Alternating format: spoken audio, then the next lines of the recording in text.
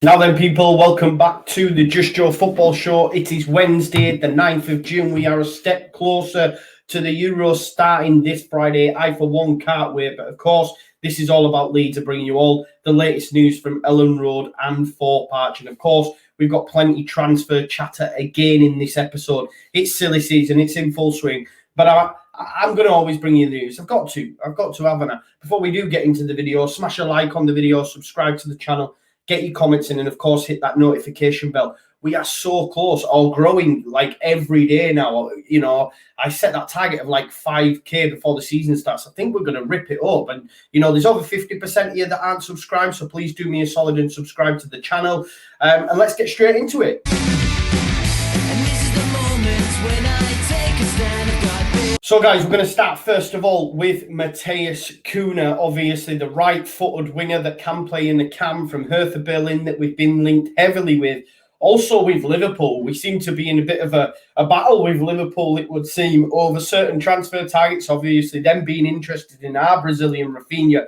You know, I've waxed lyrical about the potential of having two Brazilian wingers on either side of the pitch. I mean, it would be absolutely amazing. And Matheus Cunha has given a massive hint that Leeds could be the destination this season. You know, we've seen it before, though. You have to take it with a pinch of salt because we've seen when Rodrigo de Paul got involved in little social media to and fro with Leeds fans. Ultimately, Rodrigo de Paul's not a Leeds player. I know a lot of us want him to be a Leeds player, but, I mean, it looks like he's going to Atletico Madrid, although that isn't signed, sealed, delivered yet, so you just never know. But Matheus Cunha has been up to similar tricks. If you remember the other day, I spoke about an individual that sent me a little Instagram message about the potential links with Abdul Harawi and how he'd been in connection with him. And I'd said the lad hadn't shared the messages with me. Well, he has done since, and he's been up to his old tricks again. I just want to shout out Lucas McCarthy, absolute legend. So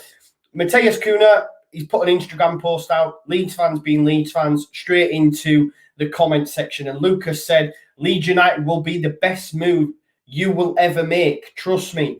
And then also Leeds United News put Leeds bound with the love arts. And Matheus Cunha liked both of these.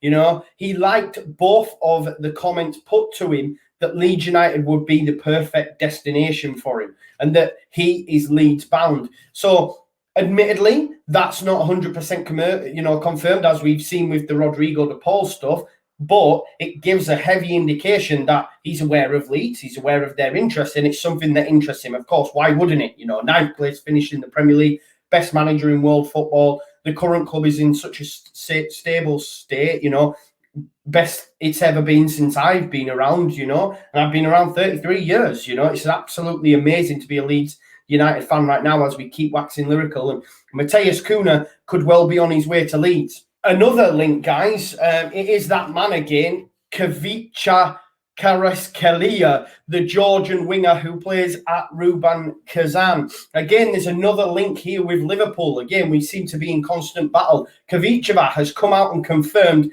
that Leeds United are interested in him, and it is pretty far down the line. I think the figures that are getting mentioned around are about 17.5 million, similar price to what we paid Rafinha. This kid is a hot prospect. Ruben are well aware that you know, they said the other day, his agent spoke about it, that many clubs are contacting Ruben nearly every day to speak about the availability of Khvicha Kvaratskhelia. And he's come out and confirmed as much as well, saying that he has spoken specifically to Leeds United. This isn't his agent trying to drum up support that maybe, you know, the situation we had with Melier yesterday, what we spoke about. This isn't his agent. This isn't the agent of Mateus Pereira trying to pimp him out. This has come from Khvicha himself, and he has said that Leeds have spoken to him. He also caveated it with some stuff about Jurgen Klopp, which, again, if Liverpool are interested in, it seems that that might be his preferred location. But basically, he was doing an interview. He said that talks are ongoing with numerous clubs over a potential move this summer. Khvicha basically said he name-checked Leeds as a club he has spoken to, while also claiming he would love to play under Liverpool boss Jurgen Klopp. So to quote him specifically, he said, I cannot confirm anything at this stage, but negotiations are underway with a number of teams. Not just us on Liverpool, a number of teams. If indeed Liverpool are even interested in him, it might just be that he said, look, Jurgen Klopp, come get me. I'm available, 17.5 million. He said everything is entering a crucial phase. There were negotiations with Leeds. They may continue. The most interesting thing would be to work with Jurgen Klopp. Now, if Liverpool are solid interest and he's coming out and saying, I want to work with Jurgen Klopp, then of course the deal's done. 17.5 million. But Liverpool are pretty tight. They don't have much money. And, you know, they've spent X amount on Konate. Where do they need to improve? Maybe they want to see Khvicha come and play in a more prestigious league than the Russian league and see how he gets on. Maybe that's why teams didn't take a chance on Rafinha. A lot of these big clubs want to see players come into the division and do well before they move for them. You know, Jack Grealish is case in point. The guy's been wax lyrical about for years and years and years.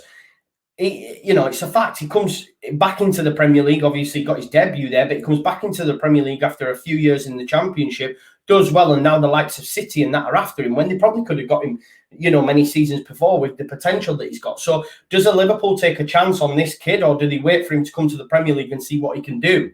You know, which then for me puts Leeds in the driving seat.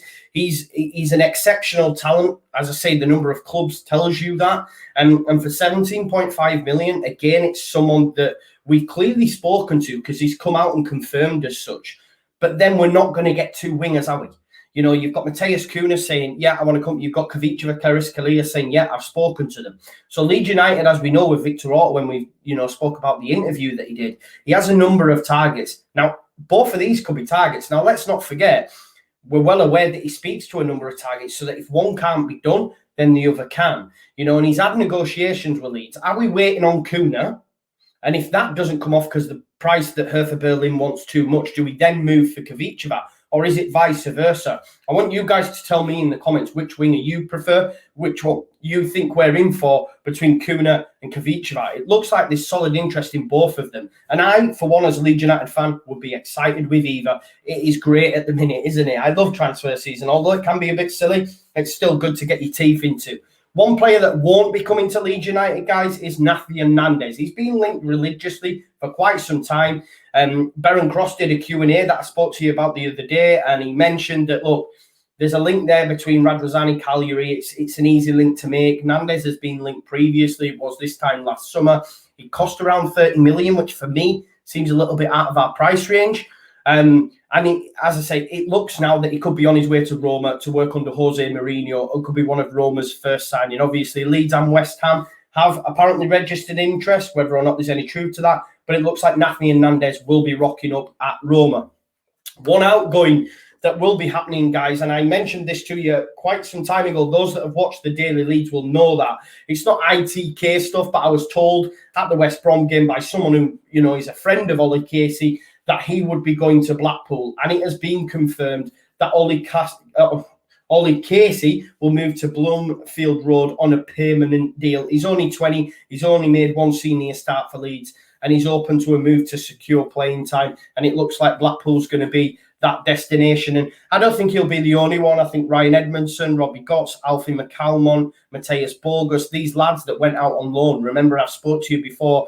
If you're a young under 23 and you get sent out on loan, it normally means curtains, because Bielsa likes to keep the potential in close so they can learn from him, as we've seen with the likes of Greenwood, with the likes of Geldar, Somerville. And I think we'll just increase on that. A lot of these links that we see for these younger players will be brought in to flesh out the under 23s. We will link with the guy Tommaso from AC Milan.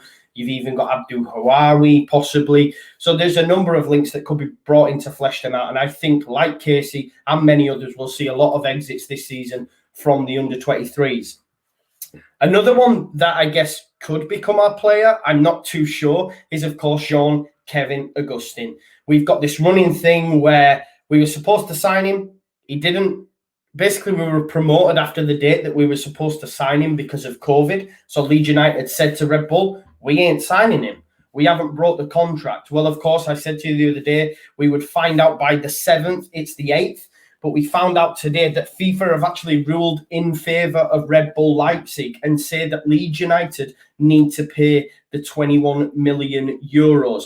It is in broken English. because it's been converted. But Florian Scholz, who's the commercial director of Red Bull Leipzig, said, "We are glad that FIFA confirmed our legal opinion in this first instance. However, so far it is only the first instance. The verdict is not yet legally binding. Leeds can appeal. The chances are that the England club will do so, and that the chances are very high." And I think we know that as well. We fully expect the club to appeal this decision. This could rumble on for months, maybe even years. But at the minute, as it stands, FIFA have ruled and said that Leeds United need to pay the 21 million euros that we were supposed to pay. Let's be honest, had COVID not have happened, we'd have had to sign him. So I think it's Leeds are obviously legal trying to get out of this, but ultimately, like, had COVID not happened, we'd have had to sign him regardless of what shape he was in. So I can't see us getting out of it, but obviously we'll have top lawyers trying to, squirm their way out of it. It is what it is. But I want you guys to let me know in the comments, because I'm unsure if Jean, Kevin, Augustin, and we do have to, does he become our player? Like, what do we then have to move him on? I just don't know, because obviously he went back to Red Bull, then went out to Nantes, not doing anything at Nantes. I think he's broken, basically. It's a bit of a strange one. But yeah, Leeds ordered to pay the 21 million to Red Bull Leipzig, but it's not over yet. We need to watch this space.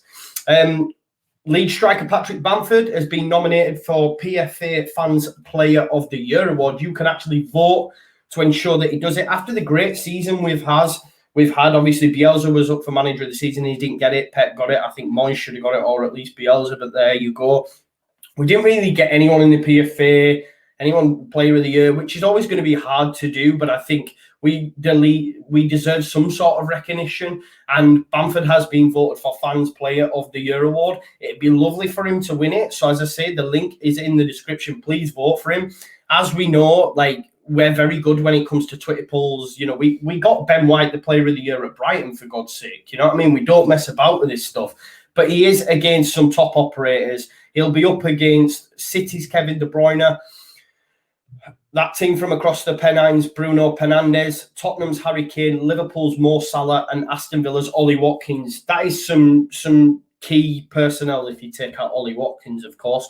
But the rest of it, it's going to be hard. But it'd be nice for Bamford to get the Fans Player of the Year award. So hit the link in the description so you can vote for Paddy. Let's make it happen. Some Euros chat now. Obviously, Rodrigo Moreno has been called up in a contingency group for Spain after their COVID case. Obviously, Sergio Busquets got COVID. A lot of them are having to train on their own, including Diego Llorente. And it's not ideal preparation for the Spanish side. But Rodrigo Moreno has been called up to work in a parallel bubble. I don't know if he's going to make the final squad or if it's just contingency plans just in case. Say Morata is COVID bound and he can't make it, but Rodrigo has been called up in the interim period. We've also heard from Tyler Roberts. Tyler Roberts, obviously, young Welsh Dragon, was speaking, and he was speaking specifically about Calvin Phillips in England and saying, look, Calvin Phillips should start in any team. And he said, regardless of who's fit, even if Henderson's fit, he should start. Whether you agree or disagree with that, I think Leeds fans will agree, but it's nice to hear Tyler speaking on international duty, just how, enamoured he is by Calvin and how great he is. So that was class to hear. And just to finish on a bit of a light note now, guys, there was, you all know Jackie Weaver. I'm sure you remember Jackie Weaver and that little Zoom call. Well, there was an Ulster council Zoom call that actually got hijacked basically by Stuart Dallas. They ended up speaking about their appreciation for the Northern Ireland midfielder and captain, and obviously Elland Road star. We've not seen any video footage yet, but it came out that basically it ended up just, praising Stewie D. Is there anything this man can't do? He's even getting involved in local council stuff, it would seem. And just finally, again, just a little bit of fun, but something that absolutely is amazing. It's quite emotional. Bielsa was pictured training basically an under-11s boys side in Leeds. Here's some pictures for you there. He rocked up to help the local coach and actually trained the under-11 side on a Monday. Like, Khvicha wants to go play for Klopp, but would Klopp be doing that? Would Pep be doing that? Would any manager in world football say, do you know what? I've got nothing on this Monday. There's a local lads training pitch there, so I'm going to go help him out. He actually joked with them through his translator saying, We are going to do murder ball, non-stop intensive bursts of regular football. Matthew, who's the coach, said he turned up and told them they were all playing murder ball, which they thought was fantastic. Bielsa held a 90-minute training session with the boys before heading off. What a guy. What a guy. Like I've said, the impact that this man has had on Leeds as us as humans and the football club is just, it's you just can't, you know, put a finger on just how much it is. The guy deserves a statue. Like, how many managers, tell me, do you think would rock up a local lads? You know, I'm a little bit jealous. Them lads can, you know, in 30 years' time look back and say, you know, I was once coached by Bielsa, you know. Imagine that. That is amazing. I'm a little bit jealous. I might just start rocking up, you know what I mean? Just saying, you know, it's Bielsa about. Will you show some skills? Do you know what I mean? Absolutely amazing. What a guy. I love the bones of him. Love the bones of him. And it'll be a sad, sad day when he goes. We'll be in mourning, won't we? There'll be a bank holiday, and specifically only in Leeds for this and for any Leeds fans. Beautiful stuff. What a guy. I mean, come on. Look at that. That is absolutely amazing. Can you imagine, like, if it was your son, right? He'd be like, here, son, get off. I want to know. Do you know what I mean? Oh, listen, love this. Love doing this. So much passion for it. Thank you for everyone that is following the channel. And we're growing so quick. And thank you for everyone that has subscribed. Please smash a like on the video.